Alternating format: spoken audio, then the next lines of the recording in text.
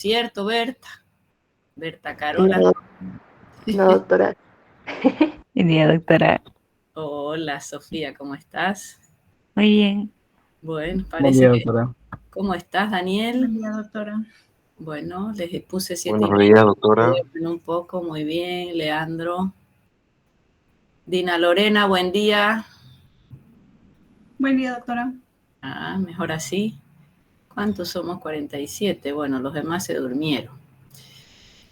Parece que esto está para largo, o sea que vamos a tener que tener paciencia hasta que se recupere todo. Yo voy dando la clase, voy a ir lento como siempre, así que ustedes me pueden detener durante la clase, ¿ya? Cualquier duda o algo que no se vaya entendiendo. ¿Alguien levantó la mano o es que se durmió con la mano levantada? Kelisaira Delgadillo.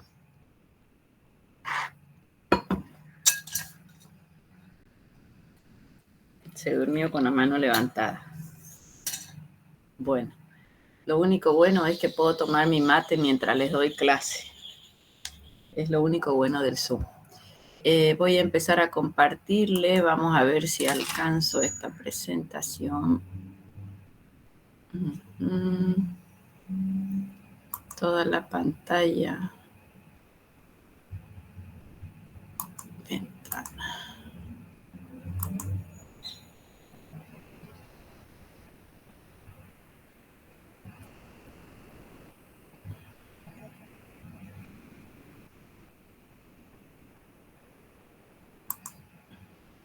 ¿Se ve? Sí se ve, doctora. Esta llamada está abierta a todo el mundo. Ya, bueno. Hablábamos de arritmias. Arritmia, alteración de ritmo. Puede ser brady, puede ser taqui. Había que ver siempre si era ritmo sinusal o no. ¿Quién se acuerda cómo me doy cuenta si mi arritmia, puede ser taqui o brady, es sinusal o no?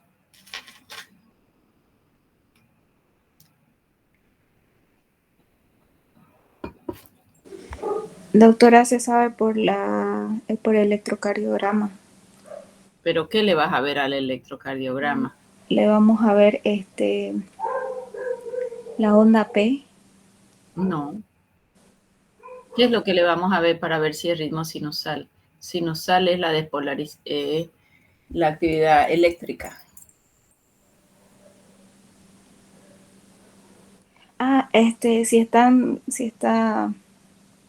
Si los conductos están normales, están recurrentes. Pero eso no se ve en el electro. ¿Complejo QRS?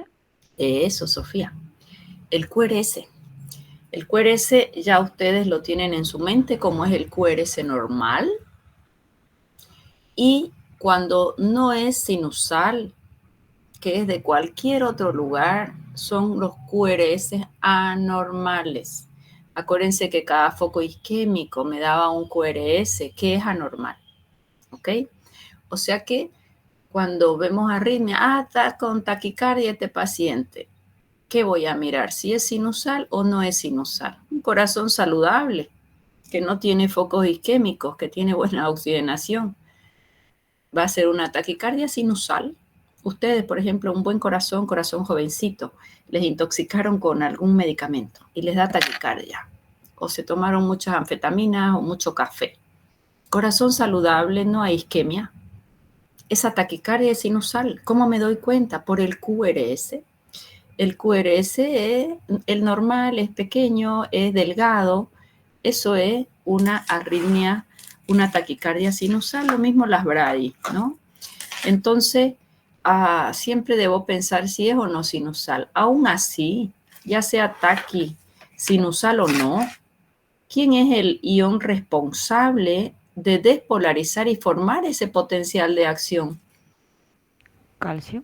Calcio, Sofía, bien. Entonces, ¿qué es lo que yo voy a hacer con mi fármaco? Bloquear canales al calcio. ¿Qué grupo de antiarrítmico es el que bloquea los canales al calcio?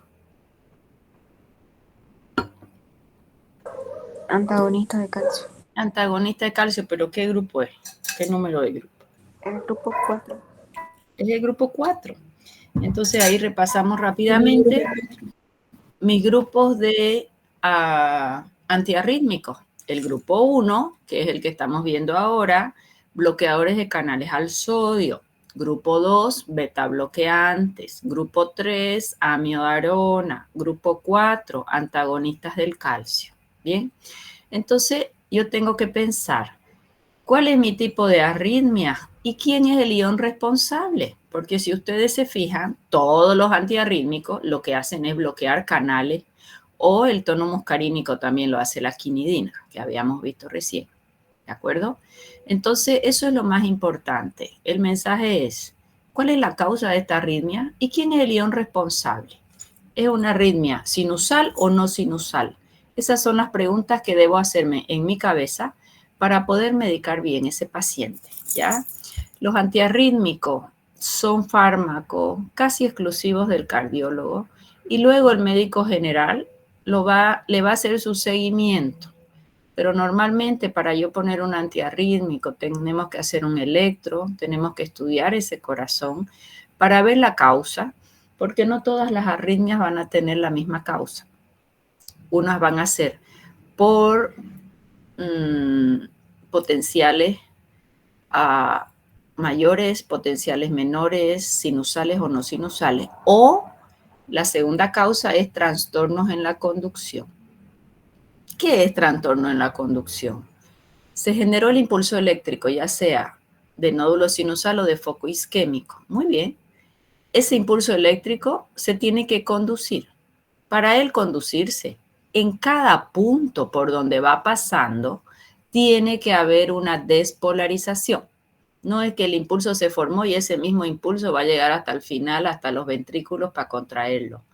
Él tiene que conducirse, tiene que abrirse camino. ¿Qué es abrir camino? Que en cada punto tiene que haber una despolarización de esa célula para que me deje pasar el impulso eléctrico.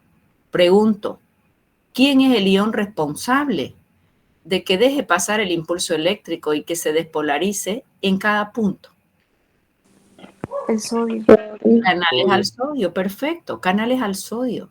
¿Y qué pasa si mi impulso viene viajando y esa compuerta del sodio está cerrada porque esa célula está isquémica, está dañada y me hace un cierre mayor de canales al sodio? ¿Qué puede pasar?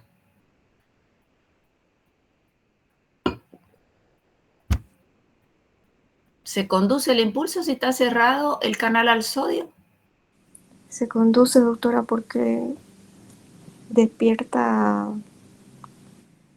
No, no se conduce. Si está cerrada la compuerta al sodio, si él es el ion responsable de la conducción y está cerrada esa compuerta por un daño y viene el impulso, ¿puede abrir canales al sodio? No, pues están cerrados. Eso se llama bloqueo, ¿ya?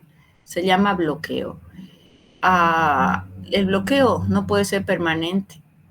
Entonces el impulso viaja, vuelve al mismo lugar y ya no está bloqueado.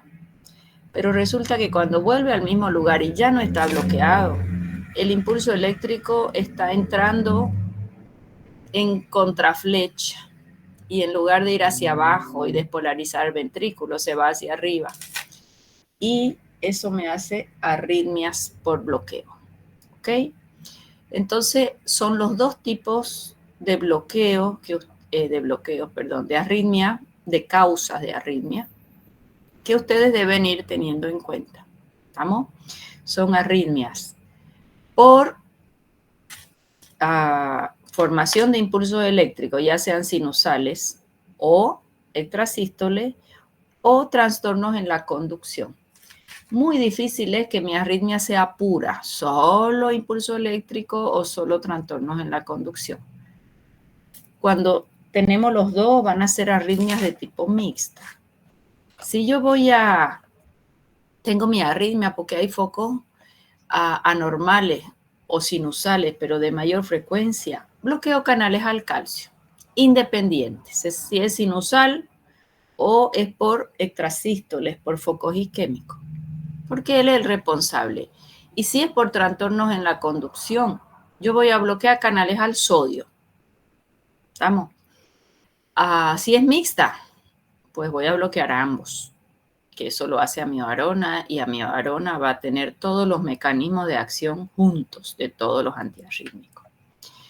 Aquí estábamos viendo a ver dónde vuelvo con esto. Aquí. Ah, qué belleza. No puedo mover.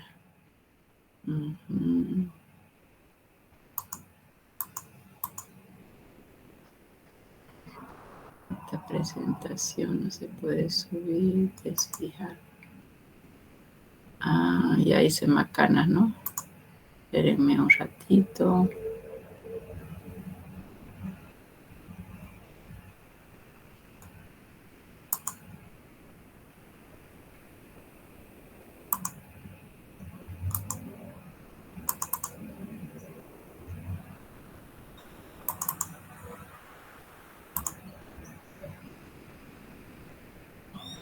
Ya.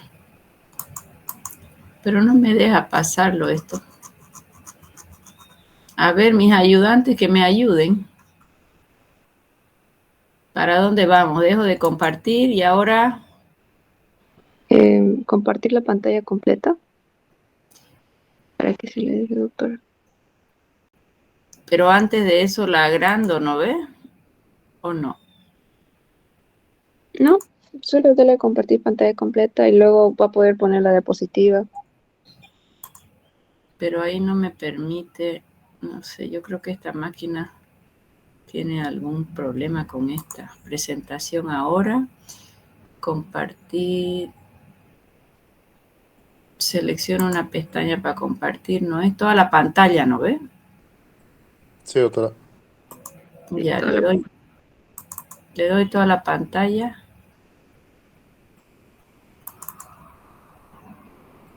Pero ya estoy en toda la pantalla y no sale.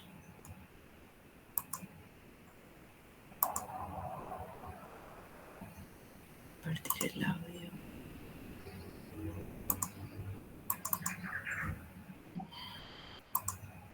¿Ahora salió o no? No, doctora. ¿No? No, doctora. Ahí tampoco. No, todavía. Ya. Contenido.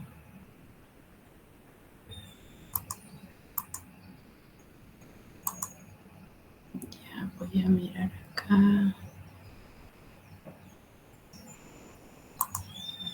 Más opciones, enviar, cambiar diseño, pantalla completa. No, no es eso.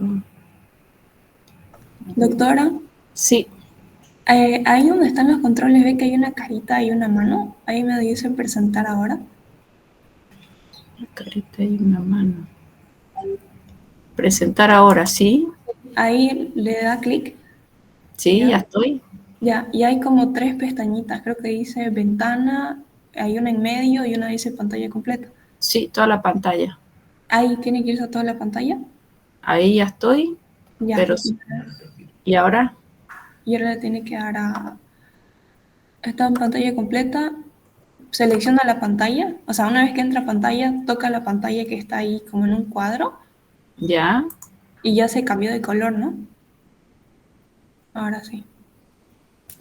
Ahí está, doctor. ¿Pero qué están viendo ustedes ahí? Ahora estamos viendo toda su pantalla. ¿Está bien? ¿En Ahora tiene serio? que ir Es que yo no la veo, por eso creí que no estaba bien. no. Ahora tiene que irse a PowerPoint. Ajá. Eso lo hicimos la otra vez, ¿no? Sí. ¿Ahora se ve? ¿Y en grande? Sí, doctor, se ve Sí, doctora. Sí, doctora. Ya lo entendí. Muchas gracias. Estoy media dormida hoy, es que anoche dormí muy tarde. Vamos. Listo, entonces, les decía, nuestro foco, saber causa. Estamos en los bloqueadores de canales al sodio. ¿Para qué me sirven? ¿Para qué tipo de arritmia me sirve bloquear canales al sodio? Lo de alteraciones en la conducción. Alteraciones en la conducción. ¿Y cuántos grupos habían en bloqueadores de canales al sodio? 3. 3 grupos. 3 grupos, 1A, 1B y 1C. ¿Qué diferencias habían entre ellos?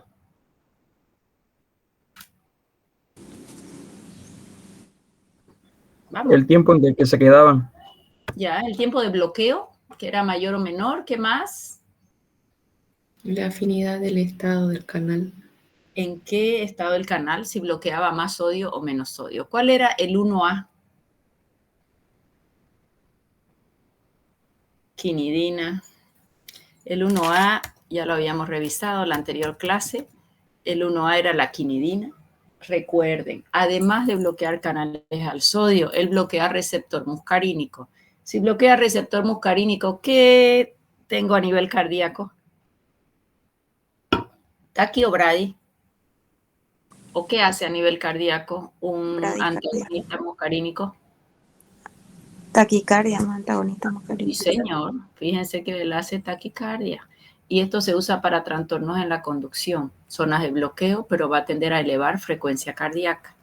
Y al bloquear la acción beta-adrenérgica, ¿qué vamos a lograr?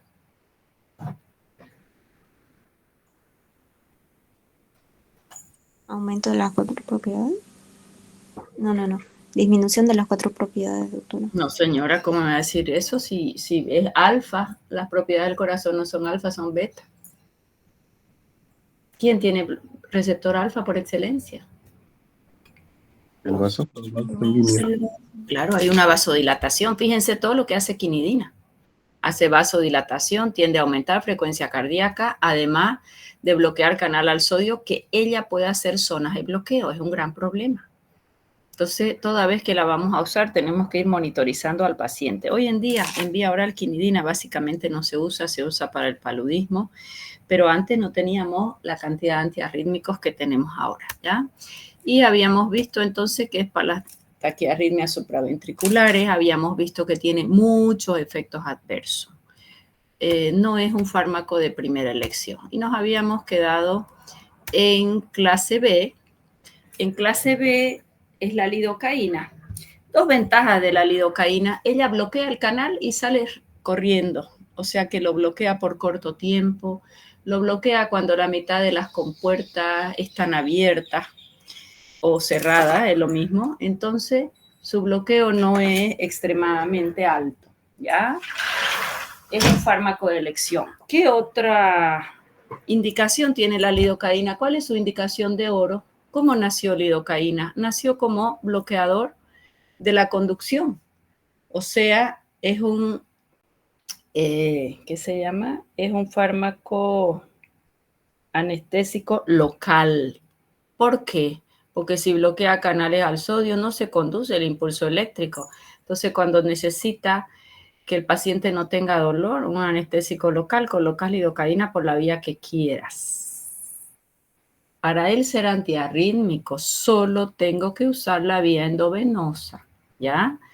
A veces cuando hacen algún tipo de anestesia local, usan lidocaína y por algún motivo pincharon un vaso. Ese paciente a veces nos hace arritmia si no necesitaba la lidocaína, ¿ya? Es un efecto adverso. Por ejemplo, a veces el odontólogo usa su anestésico local y ese paciente tiene muy vascularizadas las encías y pasa a sangre, puede hacernos un poquito en arritmia, pero es muy inusual. Eso sucede más que todo cuando el anestésico local viene combinado con una adrenalina. La adrenalina hace vasoconstricción. ¿Para qué? Para que esa anestésico local, que puede ser lidocaína o bupivacaína, una pesada, un anestésico local pesado,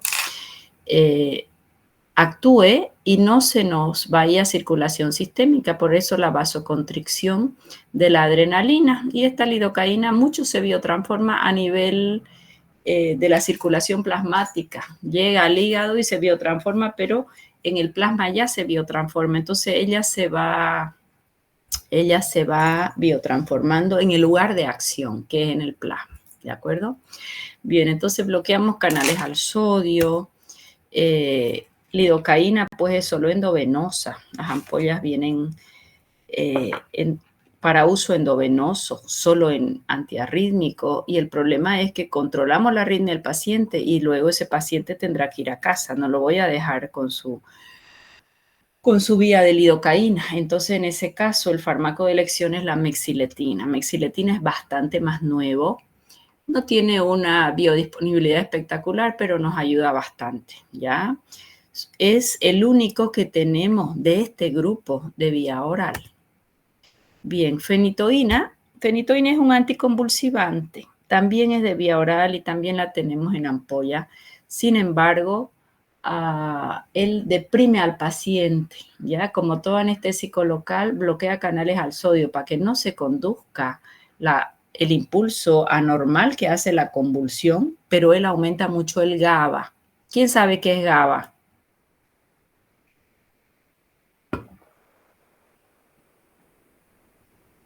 GABA, el ácido gamma aminobutírico, es el neurotransmisor más importante de inhibición cuando ustedes están durmiendo, que se aumenta el GABA, entonces yo entro en sueño profundo por el GABA. Estoy alterada, estoy hiperactiva, aumenta adrenalina, puedo aumentar dopamina, me tranquilizo, me sereno. ¿Quién aumenta? GABA. Es mi neurotransmisor potencial de inhibición de la tranquilidad. Y la fenitoína aumenta GABA. Entonces, si bien puede ser un antiarrítmico, él me va a aumentar el GABA y me puede deprimir al paciente en cuanto a su sensorio. ¿Bien? Ok. Lidocaína al 2%. ¿Qué significa? Que tengo 2 gramos en 100 ml. Eso significa 2 gramos en 100 ml. Siempre que es el 2%, es 2 gramos en 100. Mi frasco puede ser de 1, de 2, de 10, de 20, de lo que ustedes quieran, pero la concentración yo tengo que sacar. Si es al 2%, es 2 gramos en 100 y saco cuánto hay en un ml. Eso es lo que me interesa. En un ml, ¿cuánto hay? Y si yo les pregunto ahorita, si es al 2%, ¿cuánto hay en un ml?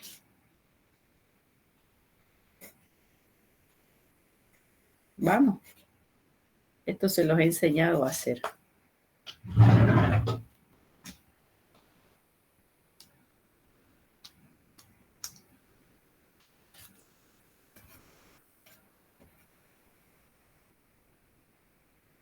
Vamos.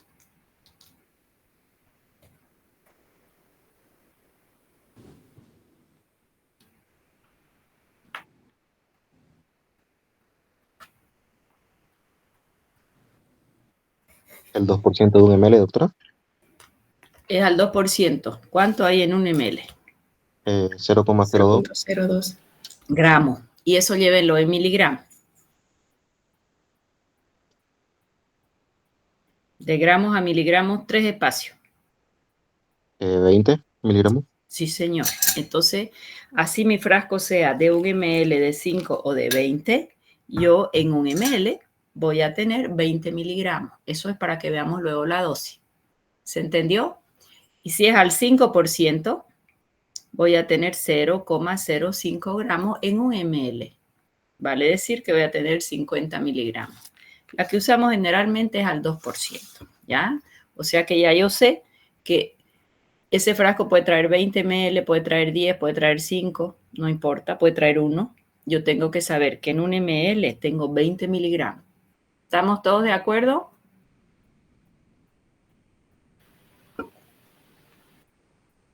Parece que sí. Sí, doctora. Ok, eso lo hemos visto, ¿verdad? Muy bien. ¿Qué mecanismo de acción tengo en lidocaína? Bloqueo canales al sodio. Ok. Alta afinidad en estado inactivo, un bloqueo rápido, eso es excelente. Si bloqueo al sodio, ¿qué es lo que voy a hacer? Voy a hacer mi bloqueo unidireccional en bidireccional y así voy a evitar la reentrada. Por lo tanto, ¿para qué sirve? Sirve para suprimir arritmias por reentrada. Lo unidireccional lo voy a volver bidireccional. Eso ya lo hemos visto en la lámina la anterior vez. ¿Para qué tipo de arritmia vamos a usarlo? Arritmias ventriculares, reanimación cardíaca, profilaxis de una fibrilación.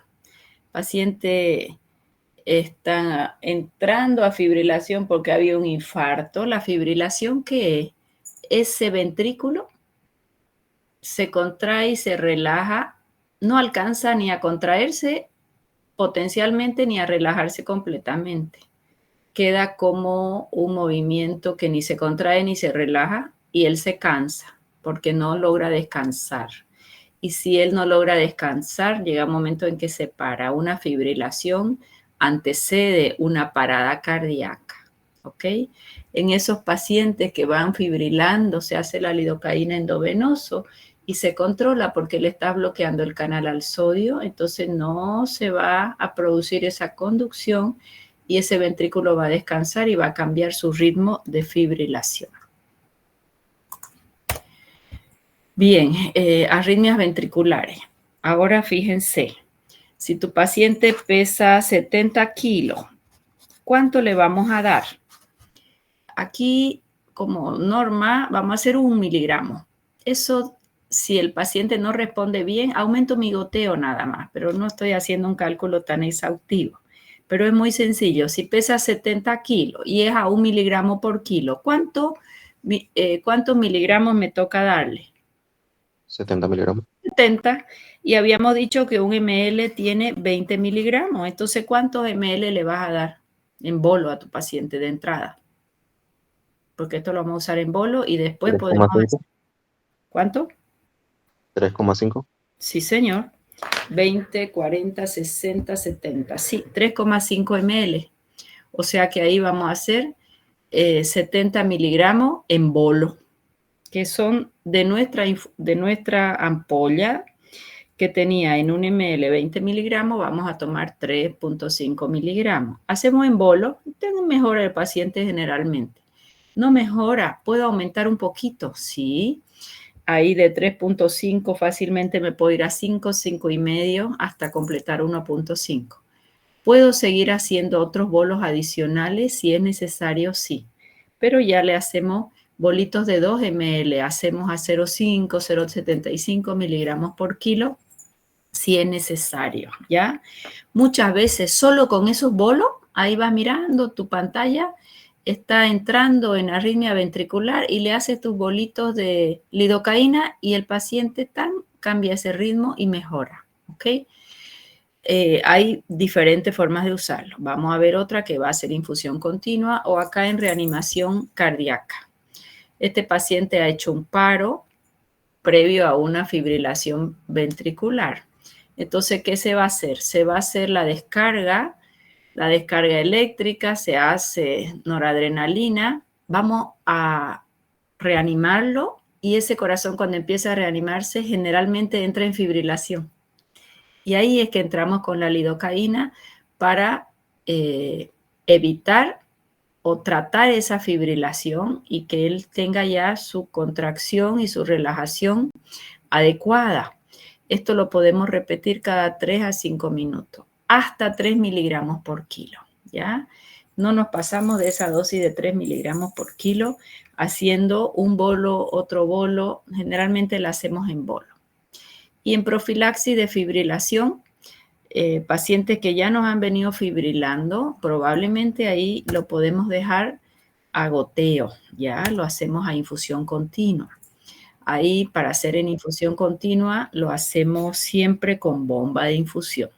O sea que las indicaciones más importantes en adrenalina es cuando tenemos estas arritmias ventriculares, lo hacemos de 1 a 1,5, pacientes con antecedentes de fibrilación, pacientes que estamos sacando de un paro y entra en fibrilación, también hacemos en bolo y profilaxis en fibrilación. Bueno, ahora, ¿cómo es su farmacocinética en la lidocaína?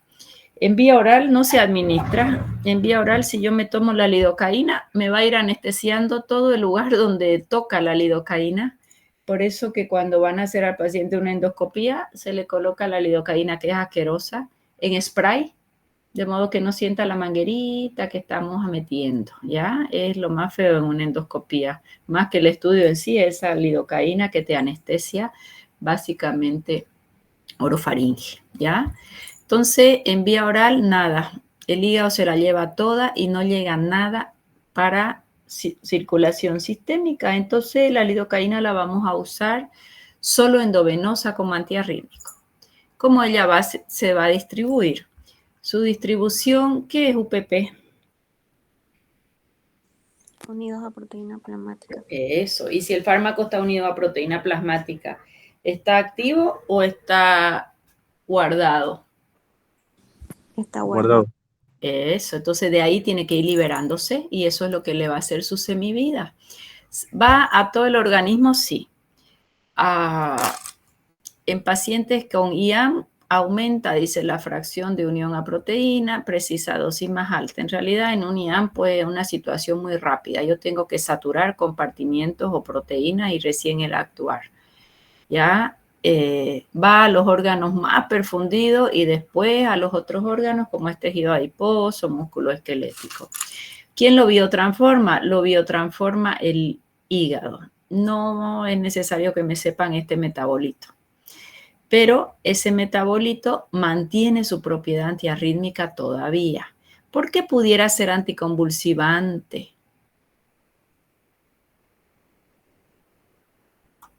¿Por qué es anticonvulsivante? Que en realidad anticonvulsivante actúa su metabolito. ¿Por qué? Porque bloquea canales al sodio. Y la convulsión, que es un impulso eléctrico anormal, y si yo le bloqueo el sodio no se va a conducir. Entonces yo no estoy actuando sobre el foco epileptogénico, estoy actuando sobre su conducción. Ya eso ya vamos a ver en convulsiones. Luego sus metabolitos se eliminan por vía renal. Su semivida es larga o corta. Mírenme acá. Nada, es extremadamente corta. A este paciente le hacemos la lidocaína y rápidamente desaparece. Me controla esas fibrilaciones y ya tiene que entrar en buen ritmo el corazón. O cuando hacemos en infusión continua, tenemos que apago la infusión y desaparece básicamente el efecto. Si yo voy a hacer eso, ya tengo que ir dándole por vía oral la mexiletina al paciente para él poder tener el efecto antiarrítmico, si lo vamos a usar ya como el fármaco de elección. ¿A quién no le damos? No le damos al que tiene un bloqueo severo. ¿Por qué? Porque vamos a hacer mayores zonas de bloqueo, ¿ya? Ahí no me sirve aunque él actúa rápido, aunque él no bloquea todo, las compuertas del sodio, sino solo la mitad en las compuertas, básicamente. Paciente bradicárdico, hipotenso tampoco, porque él hace cierto grado de hipotensión. En hepatopatías, ¿por qué no? Aquí estaba. ¿Qué ocurría en hepatopatías? Que todo se elimina por hígado. En hepatopatía, fíjense que él sufre una biotransformación y acá que decía, cirrosis 115 minutos. O sea, de tener 10 minutos, básicamente 10 veces aumenta su semivida. Esto faltó, me lo he saltado. Ahorita volvemos. Hepatopatías graves no le damos, hipotenso no le damos, bradicárdico no le damos, bloqueo. Esto sí es importante, ¿ya? ¿Qué es la glucosa 6-fosfato deshidrogenasa? Es una enzima que la biotransforma la lidocaína. Este es importante. También biotransforma dosis altas en vitamina C. Y hay pacientes que no tienen déficit de esta enzima y viven normales, ¿ok? No es una normalidad que la podamos detectar fácil. No tienen esta enzima, entonces se destruye la hemoglobina, hacen metahemoglobinemia. Y eso es grave, ¿ya? Entonces, acá te dice que si tiene déficit, no le damos. Sin embargo, para yo saber si hay déficit o no de glucosa 6-fosfato deshidrogenasa, debo pedir un laboratorio. Acá en Bolivia no lo hacen, eso yo pedí recién para un paciente que necesito hacer dosis altas en vitamina C por una quimioterapia y llegó de Brasil, creo que en 3 semanas, ¿no? El resultado. Ahí habría que hacerlo, más no es tan económico y de momento no lo hacemos acá. Normalmente acá se le da nomás al paciente y hay que estar atento si hay metahemoglobinemia o no. ¿Cómo nos damos cuenta? Porque aparece sangre en orina, ¿ya? Aparece sangre en orina, hay una hematuria ligera de inicio y después un poquito más elevada, o sea que, y ahí ya no le damos el fármaco hasta que él se va recuperando, pero ese es el gran riesgo, tanto en vitamina C en dosis muy altas, arriba de los 20-50 gramos, o la lidocaína esta, que también usa esta enzima para biotransformarse. En efectos adversos me he saltado. ¿Qué efectos adversos tenemos? La lidocaína es muy bien tolerada. ¿Por qué? Porque su semivida es cortita. Sin embargo, si hemos exagerado en la dosis, el paciente puede hacer todo donde estábamos contraindicados, bradicardia, bloqueo, hipotensión, se ensancha el QRS, entonces ya no es un QRS normal y puede ser arritmogénico, pero estamos hablando de dosis muy alta. De los antiarrítmicos de este grupo 1, la lidocaína es el menos arritmogénico. A algunos pacientes, cuando se hace más que todo endovenoso a infusión continua, pueden tener un poquito de ansiedad, nerviosismo, desorientación, náuseas, vómitos, temblores. Convulsiones es muy raro, la verdad que es extremadamente raro. Su toxicidad es muy rara porque tendría que ser a dosis extremadamente alto, ¿ya? Toda vez que un fármaco hace una estimulación importante, después sobreviene una depresión. Eso sucede en todo, ¿ya? O sea que es como que el sistema nervioso cuando está sometido a una estimulación alta y se mantiene el efecto estimulante, por ejemplo, un consumo de droga, después de la estimulación sobreviene una depresión porque es como que mis neuronas tienen una protección y sobreviene una depresión. A esto ocurriría, pero con lidocaína a dosis muy alta, que ha sido muy estimulante para recién ver este efecto depresor, pero no es usual. En la visión, eso lo siente el paciente, una visión borrosa, nistagmus, puede haber un poco de tinnitus, retiras el fármaco, el paciente se recupera. Puede haber fasciculaciones a nivel de los músculos. Inmunológico, esto tenemos que aprenderlo bien. Cualquier fármaco puede hacer reacciones inmunológicas, sí, cualquiera. Hipersensibilidad, reacción antígeno, anticuerpos, sí, desde un tipo 1 hasta un tipo 4. Tipo 1 son las reacciones de hipersensibilidad de acción rápida mediadas por inmunoglobulinas E, coloco y aparece el enrojecimiento, alergia, hasta un shock anafiláctico. Esas son tipo 1, desde un rash que me pica un poco o hay enrojecimiento hasta un shock anafiláctico, ¿está bien? Y las otras reacciones que ellos pueden ser antígeno y producir un anticuerpo y hacer un autoinmune, cualquier fármaco lo puede hacer. Son reacciones autoinmunes relacionadas con fármacos, ¿bien?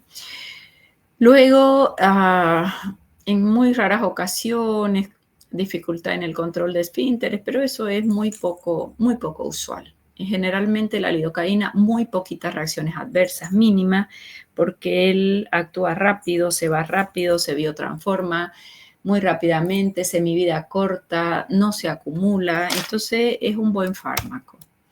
Ya sabemos en qué pacientes no le vamos a dar y con quién él puede interactuar. ¿Qué es un fármaco inductor enzimático?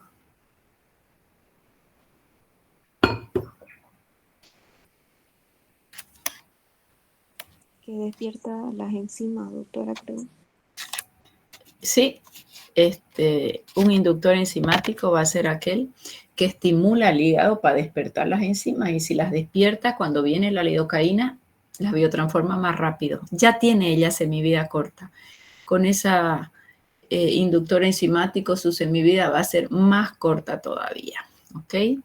Bien, luego amiodarona. ¿Por qué me pone estas interacciones? Porque amiodarona también es antiarrítmico. Él es antiarrítmico en el grupo 3, ya lo vamos a ver enseguida. Y muchas veces se lo pudiera combinar. Y si los combinamos los dos, el paciente termina siendo bradicardia. Y la mexilatina oral, ¿por qué con la mexiletina oral? Porque si a mi paciente ya lo vamos a sacar de hospitalización y ha sido un buen fármaco la lidocaína, le vamos a pasar a la vía oral, pero no los puedo usar los dos al mismo tiempo, ¿ok? Tengo que suspender la lidocaína y recién entrar con mexiletina, ir monitorizando el paciente, monitorizamos unos días en el hospital y cuando la arritmia está controlada, recién lo vamos a despachar para casa. Bien, preguntas de lidocaína. Doctor, una consulta. En el tema de lidocaína estuve leyendo que a muy baja dosis es vasoconstrictor, pero dosis elevada a 1 miligramo produce un efecto vasodilatador. ¿Ese efecto vasodilatador tendría gran importancia, por ejemplo, alguna hemorragia o el momento de suturar? Ese efecto es mínimo, ¿ya? Ese efecto es mínimo si lo usas como anestésico local. Si lo usas como antiarrítmico, sí tiene sentido. Sí tiene sentido y te puedo hacer de inicio, si la dosis es 0,5, una ligera vasoconstricción. Pero generalmente como anestésico local ese efecto es mínimo, mínimo. Fíjate que como anestésico local a veces viene con adrenalina, ¿no? Eso más bien va a ser la vasoconstricción y que se te quede ahí la lidocaína y vos puedas suturar tranquilo, a no ser que sea ya una anestesia mayor, que sea una troncal. Ahí, fíjate que si vas a usar un anestésico local, tu paciente está despierto, no lo has dormido, y ahí su sistema nervioso autónomo es el que te va a jugar muy mal, porque nadie se va a dejar suturar totalmente relajado y tranquilo, ¿cierto? Entonces la estimulación del simpático va a tener más inherencia en esa vasoconstricción que un ligero efecto vasoconstricción de lidocaína. ¿Quedó mejor? Sí, doctora, gracias. Ya. Bueno, ¿quién era clase 1C? ¿Quién se acuerda sus características y se acuerda los fármacos? Mucho pedir, ¿no? Es la propafenona y la flecainida. Ellos bloqueaban el canal cuando estaba activo y lo bloqueaban por un tiempo un poquito más prolongado, incluso que la lidocaína, ¿ok? O sea que de pronto ellos son capaces de hacer zonas de bloqueo. Lo que era unidireccional lo hacen en otros lugares más y son antiarrítmicos de pronto arritmogénicos. Hacen una depresión marcada de la fase 0, que era la fase 0 en despolarización, era el ingreso de sodio rápido. ¿Se acuerdan que era subía rápidamente y después bajaba ligeramente y después hace la zona MZ, ese potencial de acción de aurículas y ventrículos? Ya al potencial de acción no lo modifican, solo bloquean la conducción. Es la flecainida y es la propafenona. Ellos fueron prometedores cuando recién entraron al comercio. Sin embargo, después ya su uso fue extremadamente cuidadoso. ¿Por qué? Muy cuidadoso porque ellos provocaron muchas arritmias. Bien, entonces lo que hace es bloquear canales al sodio. Su metabolismo hepático es importante y sí tiene nomás efectos adversos que hizo que se los retire el comercio, después se los vuelve a introducir con bastante más recomendaciones. Puede hacer este bloqueo completo, entonces ese es un problema, ¿ok? Esa propafenona viene de 150 miligramos, muy útil en las taquicardias supraventriculares, pacientes con Wolff-Parkinson-White. Yo creería que es una de sus principales, casi medias únicas indicaciones, ya hoy en día, en el Wolff-Parkinson-White, que es una conducción anómala del impulso eléctrico. Este paciente nació, porque no se hace, nace así, con 2 rutas de conducción. Ese es el Wolff-Parkinson-White. Y si la conducción es por canales al sodio, yo le bloqueo el canal al sodio al Wolff-Parkinson-White y me queda una sola de conducción y voy a disminuir estas arritmias por trastornos de conducción. Sin embargo, no es que la va a controlar completamente, no es que es 100% efectivo, no es que es un fármaco sin toxicidad, al contrario, ¿ya? ¿Cuál sería un procedimiento terapéutico más adecuado en Wolff-Parkinson-White hoy en día?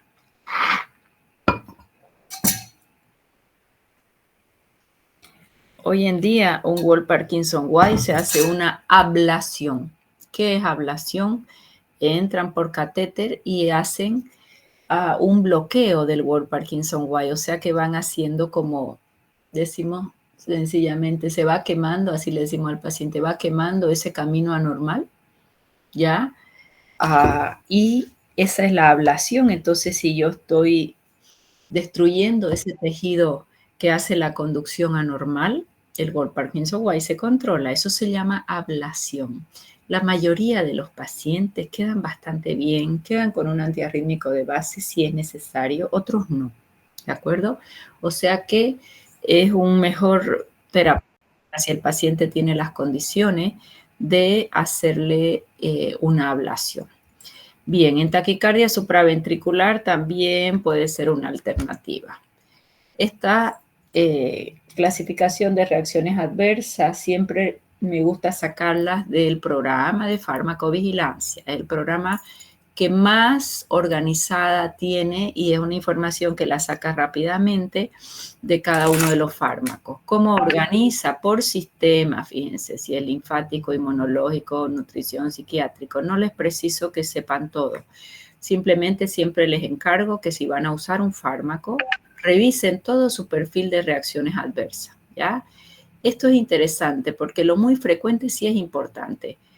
Frecuencia 1 cada 100 pacientes, 1 cada 1000 y probablemente acá, pero no sabemos con qué casuística. Entonces no es lo mismo decir que hace un mareo a hacer una confusión. No es lo mismo un mareo que una pesadilla. En frecuencia esto es mayor. Acá, trastornos en la conducción, me quedaría yo con ese efecto adverso. ¿Por qué? Porque él es un bloqueador de canales al sodio muy poderoso. Entonces él sí me puede hacer arritmia, por eso es que le llamamos antiarrítmico arritmogénico. Aquí están todos los otros sistemas, ¿no? La más importante es la que yo mencioné recién, puede hacer mayor zonas de arritmia. Puede hacer también palpitaciones, claro, puede hacer bradicardia, estas son las más importantes, ¿ya? Hipotensión puede hacer, pero a dosis extremadamente mucho mayores. Eso como efecto adverso. Bien, preguntas hasta ahí.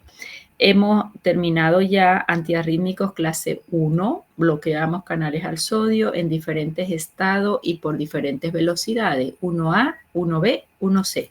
Pregunta.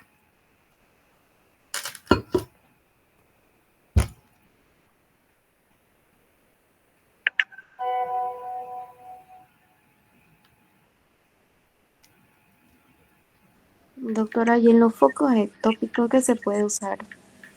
A ver, pensemos, mi niña, el foco ectópico, ¿por qué se produce? Se produce porque, bueno, más que todo es congénito, si no me equivoco.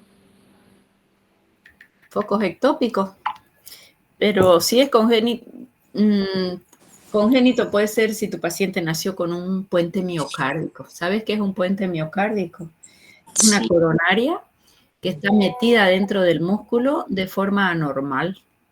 O sea, ella debía estar encimita y está dentro. Entonces mi músculo cardíaco se contrae porque yo hago ejercicio y a la coronaria me la aprieta. Y si me aprieta la coronaria hay isquemia y si hay isquemia hay un foco ectópico. Ese es congénito. Pero es inusual.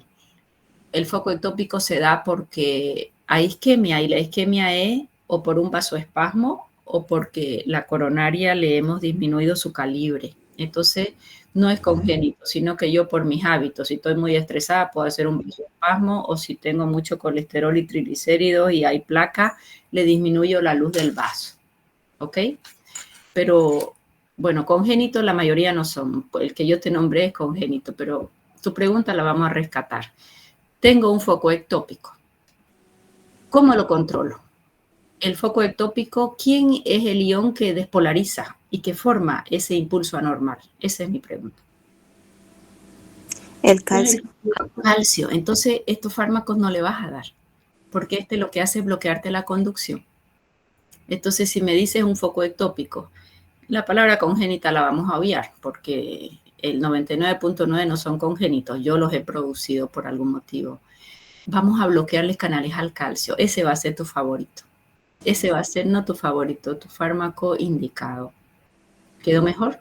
Sí, Pero si te dice, él nació con un Wolff-Parkinson-White, tiene conducción anormal, entonces tiene arritmia por conducción anormal, ¿ok? ¿Qué tengo que hacer? Bloquear la conducción anormal, bloqueo canales al sodio. El problema es que no solo me va a bloquear el del Wolff-Parkinson-White, sino la vía natural también, la principal, porque es una vía alterna el Wolff-Parkinson-White. Me va a bloquear las dos. El fármaco no va a ir a decir, solo voy a bloquear al Wolff-Parkinson-White. No, va a bloquear los dos. Entonces no es que el paciente lo controlo 100%. Si hace la ablación, sí, porque vas a destruir todo ese camino anómalo. ¿Quedó mejor? Sí, doctora. Ya. ¿Preguntas? ¿Más preguntas?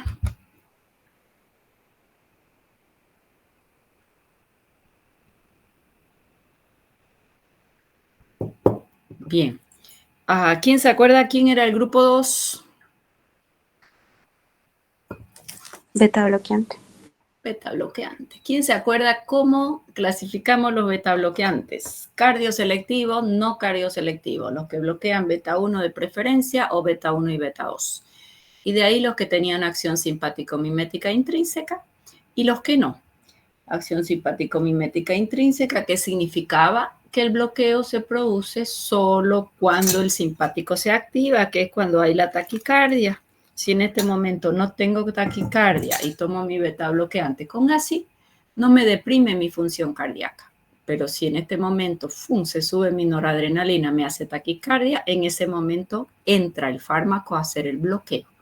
Por lo tanto, un fármaco con ACI va a tener mucha mayor protección cardíaca. El que no tiene ACI puede hacerme bradicardia, porque él va a entrar siempre, no solo cuando mi frecuencia cardíaca esté elevada.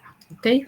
Eso es repasar bien. Y después teníamos los nuevos beta bloqueantes, que los nuevos beta bloqueantes bloqueaban beta 1, bloqueaban alfa, por lo tanto disminuyen presión arterial, y al beta 2 son agonistas, por lo tanto no me hacen el broncoespasmo, ¿ya?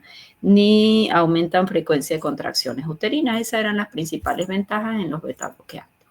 Bien, entonces este grupo 2 son los beta bloqueantes. ¿Para qué tipo de arritmias me va a servir? ¿Para trastornos en la conducción o para trastornos por impulsos eléctricos que están elevados? ¿Por impulsos eléctricos? Claro, frecuencia cardíaca, porque lo que va a hacer es deprimir frecuencia cardíaca. Pero también deprimen la conducción, la conductibilidad, la excitabilidad y la contractilidad.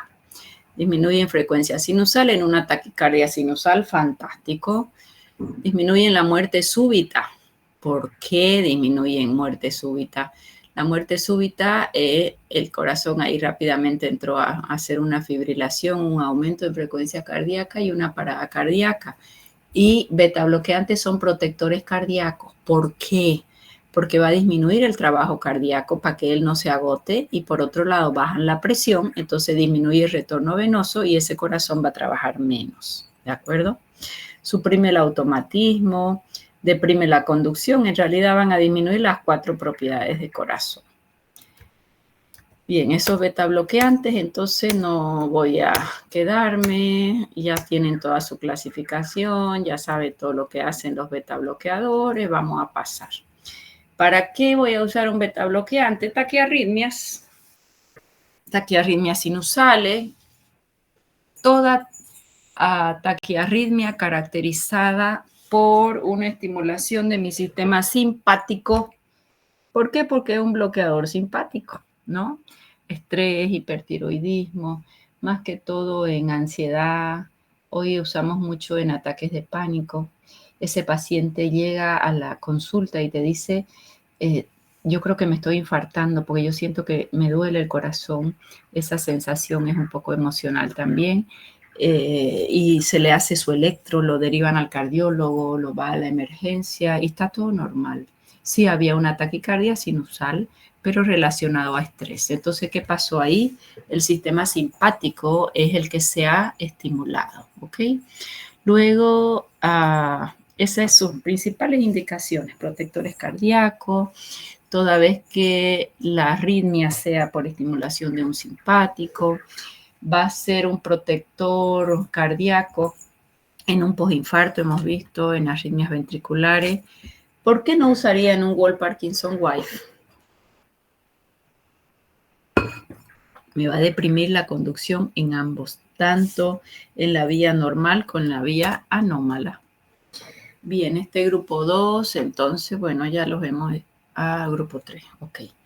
Grupo 2 son los beta bloqueantes, ya estamos avanzados, ya hemos visto sus indicaciones, repasar bien su clasificación.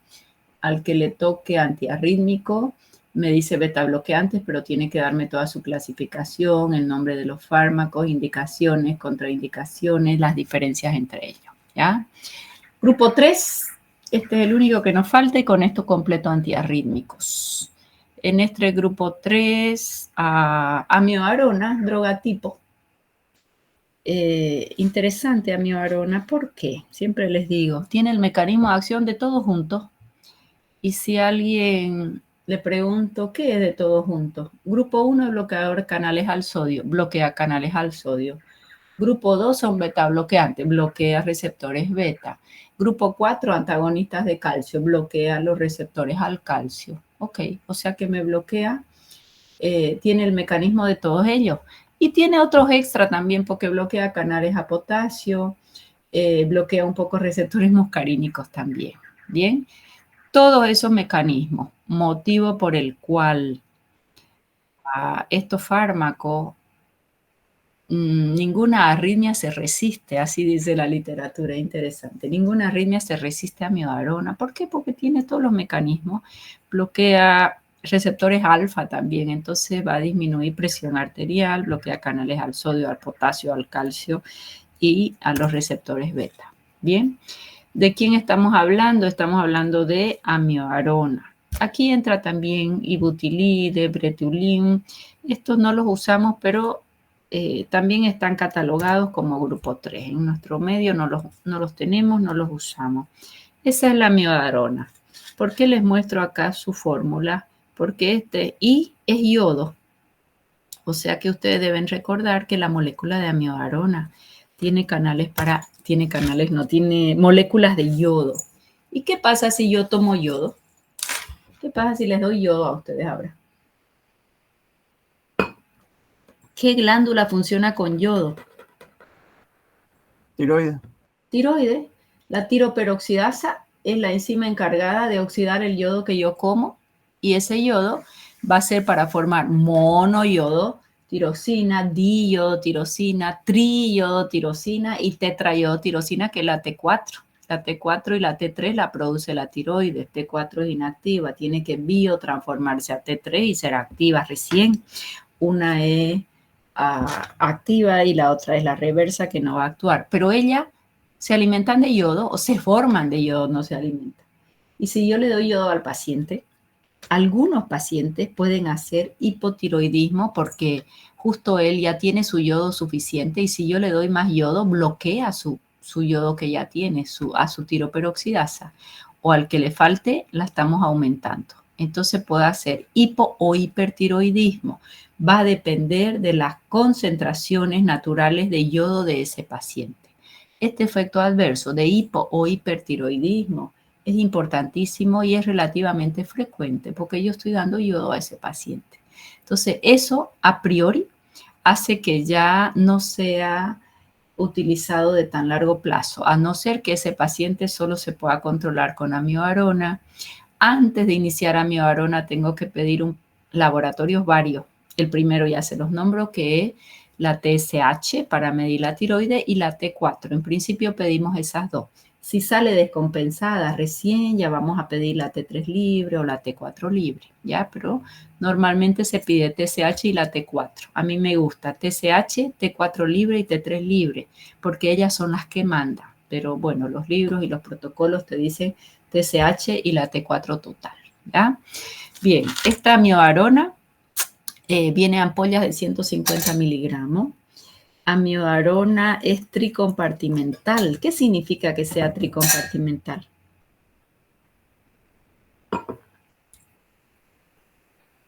¿Qué es tricompartimental? Que va a llegar a dentro de la célula y se va a acumular.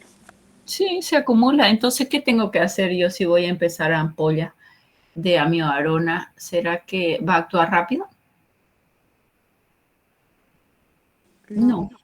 Tengo que hacer dosis de saturación, hacer alta dosis, saturo todos los compartimientos y recién en sangre voy a tener una concentración útil. Eso significa.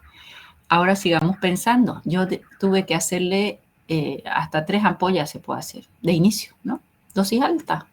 Y saturé todo y recién ella va a actuar y me va a controlar las arritmias. ¿Y qué va a pasar cuando, mira, ha hecho hipotiroidismo o hiper, la vamos a quitar? O tiene otros efectos adversos que ya los voy a ver ahora, que hay uno que es irreversible y la quiero quitar. La deja de tomar el paciente hoy. ¿Será que mañana ya no tengo amiodarona? No, se queda por unos días, si no me equivoco. 108 días. O sea que como yo saturé al inicio, para que ella pueda tener su efecto, se puede hacer dosis de saturación en vía oral, que la dosis de amiorona generalmente es 200 miligramos por día, una dosis muy estandarizada, ya es a 3.5 a 4 miligramos por kilo y se considera como 50 kilos del paciente, son 200 miligramos por día. Y la dosis de saturación es 200 cada 8 horas, hacemos por 5 a 10 días y después recién lo dejamos ya 1 por día, cuando ya hemos saturado en vía oral. Podemos hacerlo endovenoso de ser una emergencia, ¿ya? Entonces, es un fármaco que hay que tenerle sus buenos respetos. ¿Por qué? Porque él tiene sus efectos adversos importantes, su semivida va a ser larga. ¿Por qué? Porque él se acumula. Él para actuar tiene que tener todos sus compartimientos saturados, ¿ya? Los comprimidos vienen de 200 miligramos. ¿Qué mecanismo de acción? Bloquea al sodio, al potasio, al calcio, receptores alfa, receptores beta, muchísimo. Incluso muscarínicos un poco también. Inhibe la conversión de la T4 a T3. T4 es inactiva y la T3 es activa. Evita esa conversión. Pero eso hace, si evita la conversión de T4 a T3, puede ser tanto hipo como hipertiroidismo. ¿Por qué? Porque la T4, aunque sea inactiva, ella bloquea la TSH y puede hacer hipotiroidismo. La T3, que es activa, también puede bloquear a la TSH, ¿ya? Entonces puede hacerme hipo o hipertiroidismo. ¿Cuándo voy a usar amiorona? Arritmia grave, dice, ¿no? O sea que nunca es mi primera elección. Vamos a usar todos los antiarrítmicos que vemos conveniente, ya sean los bloqueadores al sodio o los bloqueadores al calcio, y si aquello ya no se controló, ahí vamos a usar amiorona. Taquiarritmias asociadas a Wolff Parkinson-White, sí responde bien el paciente. Paciente que tienen su flúter auricular, taquiarritmia paroxística, la arritmia que ustedes quieran. ¿Cómo vamos a dosificar? Fíjense que una dosis de ataque, más que ataque, yo le llamaría dosis de saturación. 5 miligramos por kilo es una dosis alta. 5 miligramos por kilo. El suero glucosado es el suero que mejor mejor condiciona su saturación. En 20 minutos o a 2 horas, esa es una dosis de saturación. Eso puede repetirse. ¿Cómo yo voy a saber si ya es suficiente o no? Porque ese paciente cuando recibe amiorona endovenoso tiene su monitor y yo voy viendo su actividad eléctrica cada segundo, ¿ya? Eso se puede repetir hasta 3 veces en 24 horas. No todos van a saturarse con la misma velocidad o con la misma concentración. Esto va a depender del efecto que yo vaya viendo en mi monitor, de cómo se va moviendo esa arritmia, ¿ya? Luego de mantenimiento hacemos 10 a 20 miligramos por kilo, pero en 24 horas. Y en vía oral, sí, hasta ahí solo he saturado a mi paciente. Ya las dosis de arriba saturé y de ahí ya lo voy manteniendo. Pero ya lo quiero pasar a una vía oral, le dejo un solo comprimido generalmente de 200. Si no es suficiente, hasta 2 por día máximo en vía oral. Pero si voy a iniciar mi tratamiento en vía oral, consulta externa, no lo voy a internar al paciente, ahí tengo que hacerle su dosis de saturación. ¿Cuál es? 200 miligramos cada 8.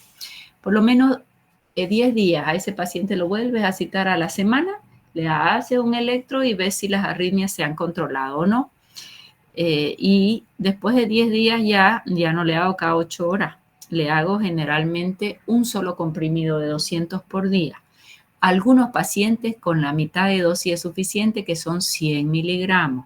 Otro, 200 miligramos cada 12 horas. ¿De qué va a depender? De cómo respondió el paciente, ¿ya? O sea, que no tenga una dosis cerrada. Es desde 100 hasta 400 por día. Más de esa dosis el paciente ya suele intoxicarse. Menos de esa dosis suele no ser efectivo. ¿Quedó mejor? ¿Se entiende? ¿No se entiende? Doctora, yo no entendí. Ya. Vamos a volver acá porque esto es importante. Este fármaco yo tengo que saturar todos los compartimientos y recién él va a actuar. Entonces, cuando hacemos endovenoso, porque está grave el paciente, hemos hecho lidocaína, hemos hecho probablemente un betabloqueante, un antagonista de calcio, no se controló la arritmia. Este va a controlar cualquier tipo de arritmia, pero tiene muchos efectos adversos. Pero no controlé con lo anterior y voy a usar esto endovenoso. Como él es tricompartimental, yo tengo que dar dosis alta. Dosis alta es 5 miligramos por kilo. ¿Ya? Si tu paciente pesa 50 kilos, 5 miligramos por kilo, ¿qué es? 50 por 5, a 250 miligramos tengo que darle. Y una ampolla viene de 150. Generalmente podemos hacerle una ampolla y media o saco acá mis 250 miligramos, que más o menos va a ser 3, 4, 5 y medio, 5 ml y medio o 5 ml, ¿ya? Casi 2 ampollas. O, bueno, 50 kilos es muy bajito, ¿no? En peso. Generalmente hago 2 ampollas. 2 ampollas en este paciente y vamos viendo. Esto es respuesta. ¿Cómo tú vas a medir si es efectivo? Mirando tu monitor, que tu arritmia vaya siendo controlada, porque son muchas extrasístoles que vas viendo en el monitor. Eso en 20 minutos. Ah, controlé mis arritmias, ahí me quedo. Vas mirando tu monitor y las arritmias se han espaciado, pero se mantienen. Puedes volver a repetir esa misma dosis hasta 2 veces más, máximo 3 veces en 24 horas. Fíjate que es una dosis alta. Si habías puesto 2 ampollas, probablemente a las 8 horas otras 2 ampollas, a las 8 horas otras 2 ampollas. Son 6 ampollas, es una dosis alta. ¿Por qué? Porque él es tricompartimental y tengo que saturar todos los compartimientos que hay. Si yo saturo, recién va a quedar en sangre una buena dosis para controlar la arritmia. Ese es el gran problema cuando el fármaco es tricompartimental. Primero tengo que llenar todos sus depósitos, pero pues no está en sangre, está en los órganos. Esto se va al hígado, se va al cerebro, incluso se va debajo de la piel. Tiene muchos lugares donde él se acumula. Tengo que acumular esos depósitos y recién en sangre él va a actuar. ¿Cómo me doy cuenta que actúa? Porque voy viendo mi monitor y esa arritmia ya está controlada. Esas extrasístoles ya bajaron. ¿Quedó mejor? Sí, doctor. Ya, ese es un paciente que está internado, le hicimos los otros antiarrítmicos, no mejoró y le hicimos amiodarona. Ahora tu paciente, me olvido de ese internado. Después ya lo voy a mandar a casa probablemente con su amiodarona, ¿no? Pero ya dosis baja, entre 100 a 400 por día máximo, que es la dosis de mantenimiento. Pero te llega el paciente a la consulta, bueno, al cardiólogo, porque el médico general no da amiodarona. Y tiene su arritmia, ya hemos ido probando antagonistas de calcio, beta bloqueante, no se controla. Decide el cardiólogo hacer amiodarona y no lo va a internar y le va a hacer envío oral porque tampoco está tan grave. Y él sabe que es tricompartimental. Entonces, ¿qué va a hacer? Un comprimido cada 8 horas. Eso lo va a hacer por unos 10 días. El día 7 le pides que venga a la consulta, le haces el electro y ves si se controló o no. A veces con 7 días ya lo controla. Si no se controló, completa los 10, vuelves a hacer el electro, se controló, ya saturaste. Es dosis alta, son 3 comprimidos día. ¿Qué logré? Saturar todos los compartimientos. Se acumuló donde se le dio la gana la amiodarona. Listo. Recién va a estar en sangre en buena dosis para controlarme la arritmia. ¿Ya? Ahora lo voy a mantener. Un solo comprimido por día que es de 200 miligramos. ¿Puede que tu paciente necesite mitad 100? Sí. ¿Puede que necesite hasta 2 por día? Sí. Esa es la dosis o el rango de dosis para hacer un control con amiodarona en vía oral. Mínimo 100, máximo 400 por día. ¿Quedó? Sin embargo, cuando vos saturaste, estabas haciendo 3 comprimidos, que son 200 más 200 más 200, 600 miligramos por día. ¿Quedó mejor? La dosis usual es un solo comprimido por día o medio. Es raro que alguien te tome amiodarona 2 por día. Es muy raro. Ya en mantenimiento, ya en un control de una arritmia en el largo plazo. Fíjate que normalmente los pacientes que van a usar estos fármacos son pacientes con deterioro ya cardíaco, tercera edad, órganos más deteriorados, el riñón ya filtra menos, la función hepática trabaja menos. Entonces es muy raro dar 2 comprimidos de amiodarona porque fácilmente se intoxica el paciente. los emuntorios están más disminuidos, es más complejo su farmacocinética, pues está disminuidita. Entonces es muy difícil que llegue a 2, incluso a veces 100 o a veces la mitad de 100 porque hay una disminución en su función renal. ¿Quedó mejor? Sí, doctora. Ya. ¿Preguntas? ¿Están todos dormidos?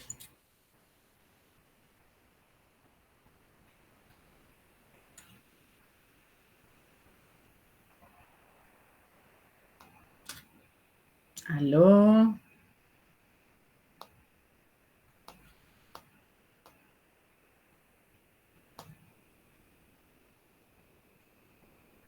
Todo claro, doctora.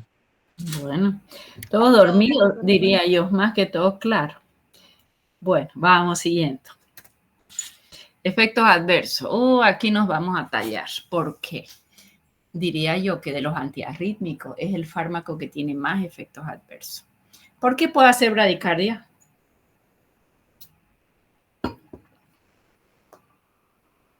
A ver, ¿por qué puede hacer bradicardia?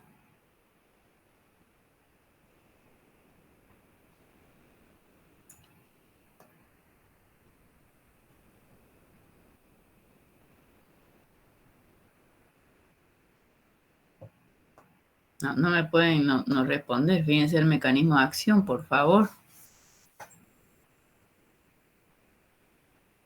Doctora, ¿qué dijo, perdón?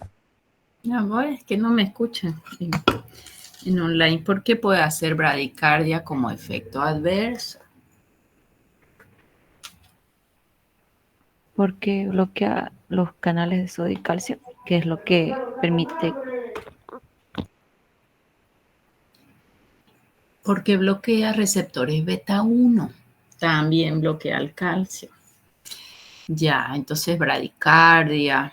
Las arritmias pueden empeorarse, claro. Puede hacer una parada cardíaca, sí. Si es que la dosis está muy alta, porque bloquea tanto beta 1 como canales al calcio, que ellos son los que generan los impulsos eléctricos.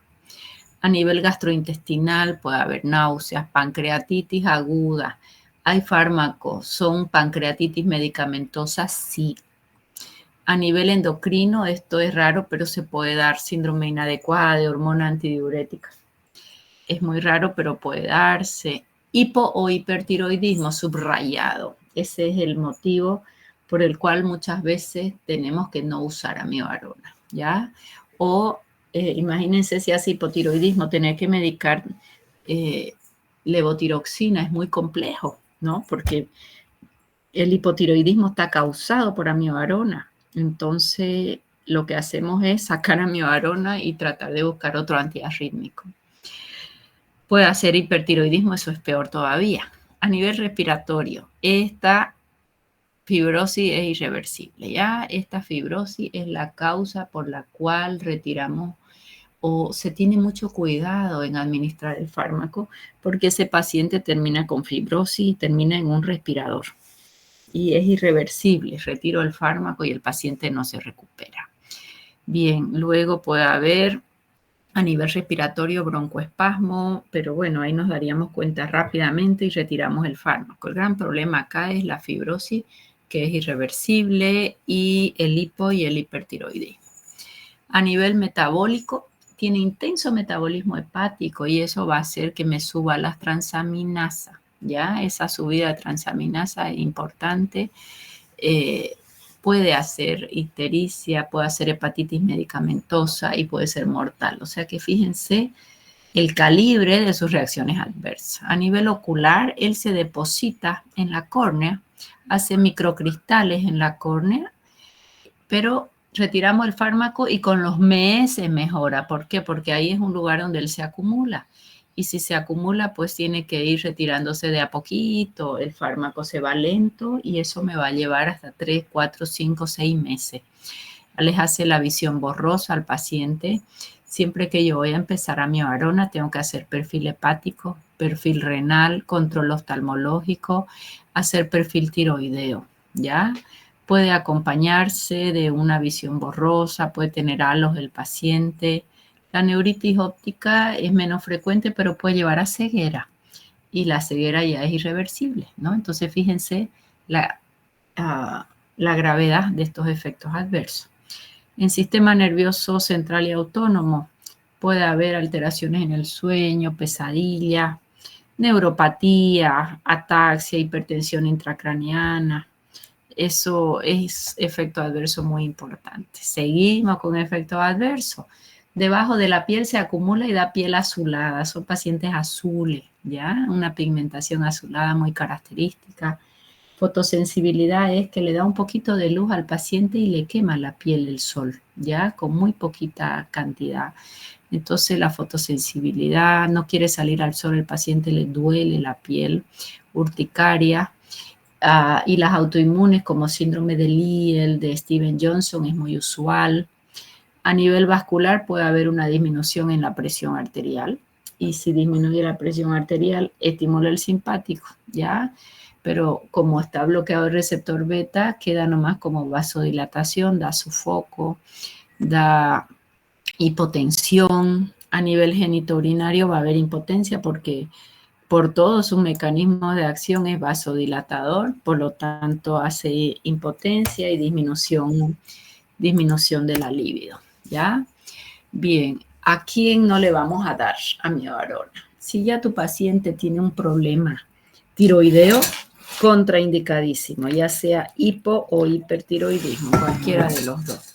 Si está bradicárdico, no se te ocurra porque le vas a hacer parada cardíaca y bloqueo completo, ¿ya? Hipotensión tampoco le vamos a dar. Embarazo y lactancia no usamos. Y cuando se administra endovenoso, si va muy rápido, hace hipotensión. Esto tiene que ser diluido. Ustedes han visto que lo diluimos con suero glucosado. Lo administramos por lo menos en 100 ml y lo administramos lento. ¿Ah? Bien. En su farmacocinética, ¿qué va a ser importante? Lo más importante es lo que está al fondo, como letra azul. Semivida larga. ¿Por qué? Porque él se acumuló. Se va gastando el de sangre y de todos los depósitos se le va entregando nuevamente a la sangre. Puede alcanzar hasta 100 días. Hay libros que dicen 108 días, 120 días. ¿De qué va a depender? De cuánto se acumuló en el paciente, con qué velocidad el paciente saca el fármaco de su organismo, su función renal, su función hepática. Es bastante variable. La biodisponibilidad de un 30 a un 80. ¿Qué significa eso? ¿Qué era biodisponibilidad? La cantidad de fármaco que llega a sangre y el porcentaje y el tiempo. Sí, exacto. Es variable, fíjense, 30 y 80. ¿De qué va a depender? De cada paciente. La biodisponibilidad es muy difícil que sea la misma para todos nosotros, tomando ahora el fármaco, porque va a depender de la función intestinal, del tránsito, si es más lento, si es más largo, va a depender de qué otro fármaco toma, del tipo de alimento, ¿no? Entonces hay mucha variabilidad.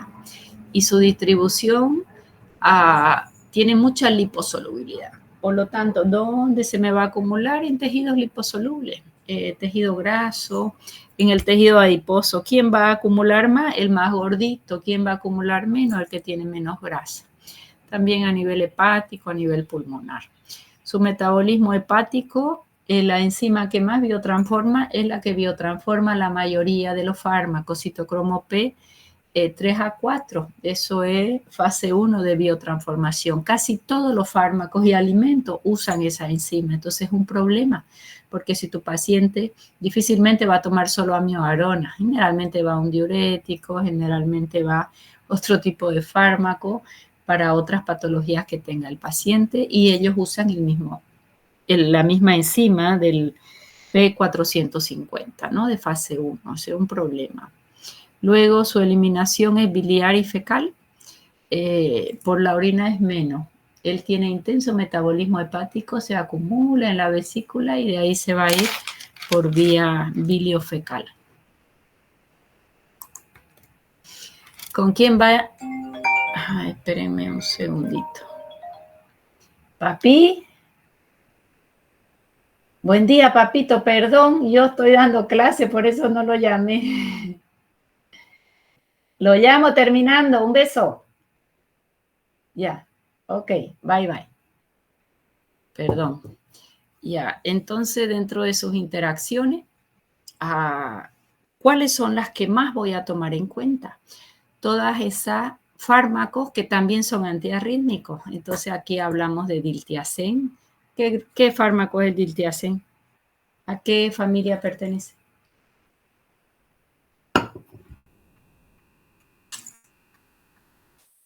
Antagonista de calcio.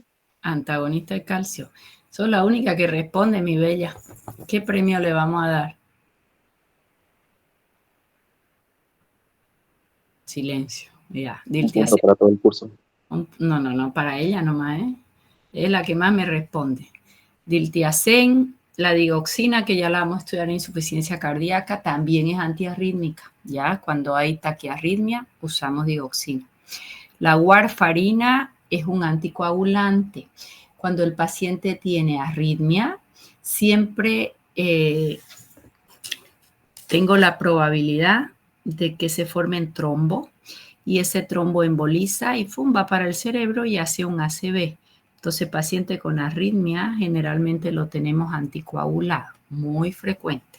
Entonces, por eso esas interacciones son importantes. El diltiazem antiarrítmico, digoxina antiarrítmico, que también tu paciente puede tener insuficiencia cardíaca y es un fármaco usado en insuficiencia cardíaca porque aumenta la contractilidad, ¿ya? Y la warfarina, que es un anticoagulante. Con beta bloqueante, antagonista de calcio también son antiarrítmicos y la probabilidad de hacer bradicardia va a ser alta. Esas son las más importantes. Bueno, último grupo de antiarrítmicos. Con esto cierro antiarrítmicos. Bloqueadores de canales al calcio. Ya los hemos estudiado. Grupo 1, grupo 2 y grupo 3. ¿Cómo se llamaba el grupo 2 de antiarrítmicos?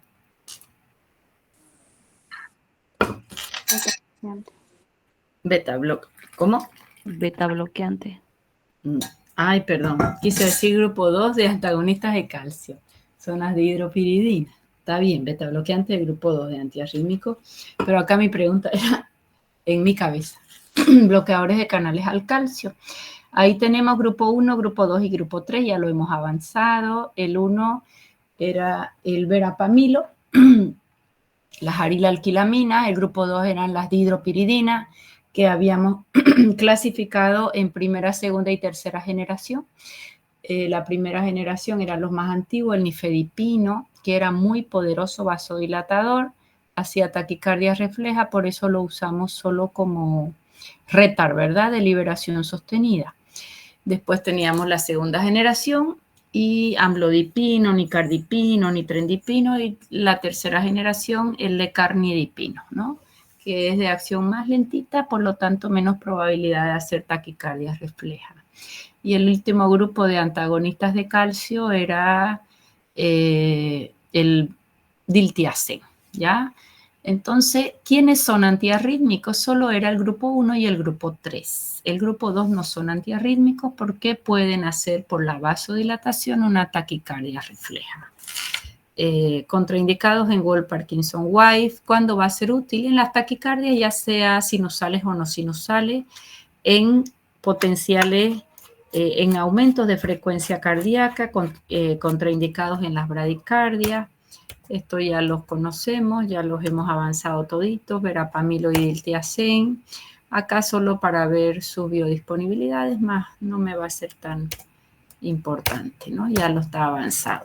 Bueno, hasta ahí termino antiarrítmicos. ¿Qué hora es? Son las 9, 7:30, 8:30, 9. Bueno, hemos avanzado nuestra clase de día sábado.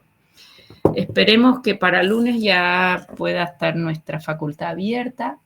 En cuanto abra nuestra facultad, el primer sábado que esté abierta las puertas, tienen su examen. ¿Hasta dónde? Hasta aquí. Si sigo avanzando online, hasta donde yo terminé de avanzar. Pregunta. Yo creo que han dormido toda la clase, ¿no? Bueno, criaturas, entonces nos vemos el miércoles, presencial o no presencial, pero les veo día miércoles. ¿Está bien? Está bien, doctora. Hasta luego. Bueno, Hasta luego. Hasta luego. ahora